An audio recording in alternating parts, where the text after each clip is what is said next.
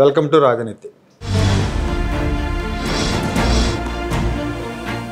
మాజీ మంత్రి, మాజీ ఎంపీ డాక్టర్ దగ్గుబాటి వెంకటేశ్వరరావు గారు ప్రపంచ చరిత్ర అనే ఒక పుస్తకాన్ని రాశారు.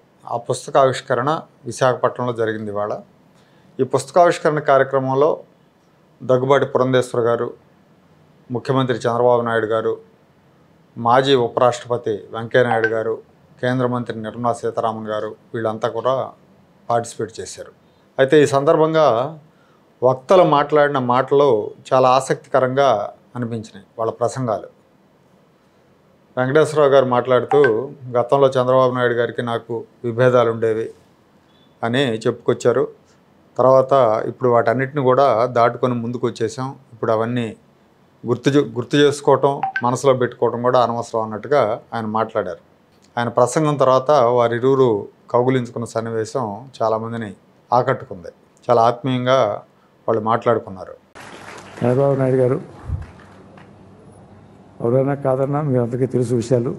మేమిద్దరం ఏదైనటువంటి అవన్నీ గతం, ఇక వాటి గురించి అవసరం లేదు. మంచి జరగాలి, మంచిగా ఉండాలి, అందరితో బాగుండాలి, అందరూ బాగుండాలి అని కోరుకుంటూ ఆయన చేసేటటువంటి ఆ కృషికి నేను అభినందనలు, మనస్ఫూర్తిగా సంతోషాన్ని వ్యక్తం చేస్తూ ఎటువంటి విషయాలు పెట్టుకోకూడదు అనేటటువంటిది నా యొక్క మనస్ఫూర్తిగా ఈ సందర్భంగా తెలియజేసుకుంటూ. థ్యాంక్ యూ దగ్గుబాటి వెంకటేశ్వర గారు. That was a very nice.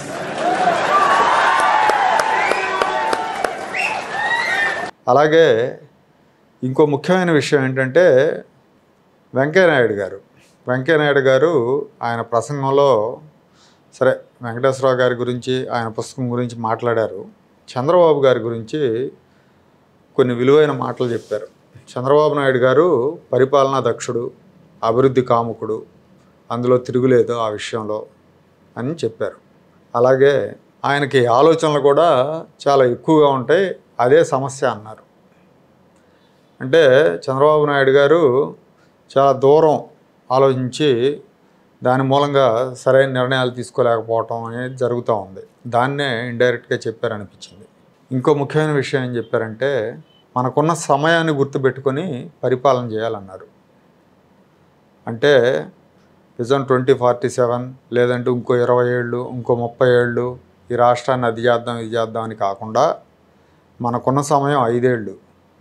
2024లో గెలిపించారు కాబట్టి ఇప్పుడుంది ఇంకా చెప్పాలంటే 4 ఏళ్ళే. ఈ 4 ఏళ్ల సమయాన్నే గుర్తుపెట్టుకొని దాన్ని టార్గెట్గా పెట్టుకొని ఈ 4 ఏళ్లలో ఎంతవరకు చేయగలం అనేది ఆలోచించుకొని ప్లాన్ చేసుకోవాలి. ఎందుకంటే జనం గెలిపించింది 5 ఏళ్లకే. 5 ఏళ్ల కాలానికి మనం ఏం చేయగలం అనేది చూసుకోవాలి. 2029లో మళ్ళీ ఎలా గెలవాలనేది చూసుకోవాలి. అది కాకుండా నాకు చాలా లాంగ్ విజన్, నేను 2047 దాకా ఆలోచిస్తానంటే 29 మధ్యలో ఉంది హర్డిల్. ఆ హర్డిల్ ఎట్లా దాటాలనేది చూసుకోవాలి. వెంకయ్యనాయుడు గారు ఇండైరెక్ట్గా అదే చెప్పారనిపించింది. ఇంకొక మాట కూడా అన్నారు, మనకిచ్చిన అవకాశాన్ని గుర్తుంచుకోవాలి, ఆ అవకాశంలో చేయగలిగిన పనులు చేయాలన్నారు. మనకు జనం ఎందుకు అవకాశం ఇచ్చారనేది ముందుగా ఆలోచించాలి. వైఎస్ఆర్ కాంగ్రెస్ పార్టీ రాష్ట్రాన్ని దారుణంగా దెబ్బతీసింది. తిరిగి ట్రాక్ మీద పెట్టాలి ఈ రాష్ట్రాన్ని, అదొక కారణం. 2, వైఎస్ఆర్ కాంగ్రెస్ పార్టీ ఈ రాష్ట్రానికి పట్టిన పీడ కాబట్టి దాన్ని నిర్వీర్యం చేయాలి. ఈ 2 కారణాలతో జనం గెలిపించారు చంద్రబాబు నాయుడు గారిని. 1, వైసీపీ బెడద వదిలించాలి. 2, రాష్ట్రాన్ని గాడిలో పెట్టాలి. రాష్ట్రాన్ని గాడిలో పెట్టే విషయంలో ఆయన ప్రయత్నాలు ఆయన చేస్తున్నారు. కానీ ఈ వైసీపీ బెడద వదిలించే విషయంలో మాత్రం కేడర్ ఆశించినంతగా చేయట్లేదు. ఇటీవల 2-3 అరెస్టులు జరిగిన తర్వాత కొంతవరకు కేడర్ సాటిస్ఫై అయ్యారు, కానీ ఇవి జరగకపోతే చాలా దారుణంగా ఉండేది పరిస్థితి. వెంకయ్య గారు చాలా చనువు తీసుకొని చెప్తున్నాను, నాకు సోదరుడు అంటాడు, నాకంటే చిన్నవాడు కూడా వయసులో, అందుకే చెప్తున్నాను చంద్రబాబు నాయకత్వంలో రాష్ట్రం బాగుండాలి, బాగుపడాలని చెప్పారు. రాష్ట్ర ఆర్థిక పరిస్థితి ఘోరంగా ఉంది, బాగాలేదు. కేంద్రం సహకారంతో తక్షణ అవసరాలు ఏవైతే ఉన్నాయో వాటిని ప్రయారిటైజ్ చేసుకొని ఒక్కొక్కటి చేసుకుంటూ పోవాలి. కేంద్రంలో కూడా అనుకూల ప్రభుత్వం ఉంది కాబట్టి ఖచ్చితంగా చేస్తారన్న నమ్మకం ఉందని చెప్పుకొచ్చారు. చంద్రబాబు నాయుడు పరిపాలనా అధ్యక్షుడు, దాంట్లో రెండో వాళ్ళ అనుమానం లేదు ఎవరికి. అభివృద్ధి కాముకుడు, ఆలోచనలు కూడా మంచివి, కానీ ఆలోచనలు చాలా ఎక్కువగా ఉంటాయి, అదే సమస్య. మన ఉన్న సమయం గుర్తుపెట్టుకొని మనకిచ్చిన అవకాశాన్ని గుర్తుపెట్టుకొని అవకాశంలో చేయగలిగిన వాటిపైన ఎక్కువగా దృష్టి పెడితే మరింతగా రాష్ట్రం అభివృద్ధి చెందుతుందని నేను భావిస్తున్నాను. నేను బాబు కన్నా కొద్దిగా వయసులో కొద్దిగా పెద్దవాడిని అనుకుంటున్నాను. మేమిద్దరం మొదటి నుంచి కూడా నేను ఒక తమ్ముడు కానీ సోదరుడు కానీ భావించేవాడిని, అలాగే మాట్లాడుతూ ఉండేవాడిని. మన రాష్ట్రాన్ని బాగు చేసుకోవాల్సిన అవసరం ఎంతో ఉంది. దాంట్లో అందరం కూడా ప్రభుత్వంతో సహకరించాలి, పార్టీలతో నిమిత్తం లేకుండా. ఎందుకంటే ఆర్థిక వ్యవస్థ చాలా దెబ్బతినిపోయింది. కేంద్ర సహాయం తీసుకొని రాష్ట్రానికి తక్షణ అవసరాలు అవుతున్నాయో వాటిని ప్రయారిటైజ్ చేసుకొని రాష్ట్రాన్ని మంచి పదంలో తీసుకెళ్లాలని చెప్పని నేను కోరుకుంటున్నాను. ఏదైనా కానీ ఆయన చెప్పిన మాటలు చాలా విలువైనవి. మనకున్న సమయాన్ని గుర్తుపెట్టుకోవాలి, మనకిచ్చిన అవకాశాన్ని గుర్తుపెట్టుకోవాలి. ఈ రెండు కూడా చాలా విలువైనవి. ఇది చంద్రబాబు నాయుడు గారికే కాదు, ప్రతి రాజకీయ నాయకుడికి కూడా విలువైనవి. నీకున్న సమయం 5 ఏళ్ళు, నీకున్న అవకాశం ప్రత్యర్థిని నిర్వీర్యం చేయటం, రాష్ట్రాన్ని అభివృద్ధి చేయటం, వీటిని గుర్తుంచుకొని ఈ టైం బౌండ్ ప్రోగ్రాం లాగా చేసుకుంటేనే మళ్ళీ గెలుపుకి అవకాశం ఉంటుంది. వెంకయ్యనాయుడు గారు రాజకీయాలకు కాచి వడపోశారు.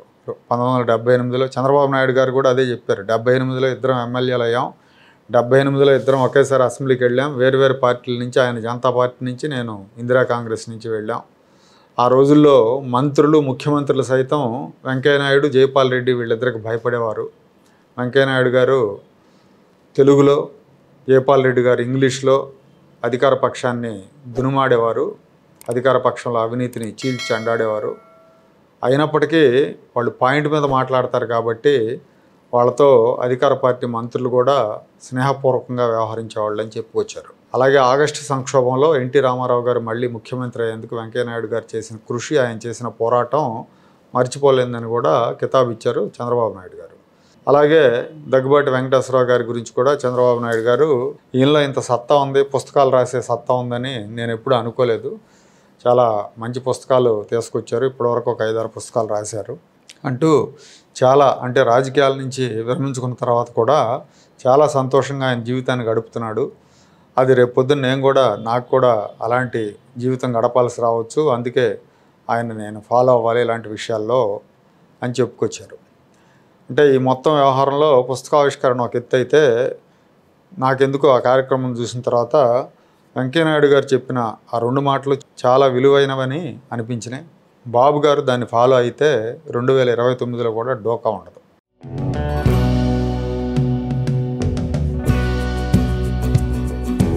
Like, share and subscribe to Rajaniti channel.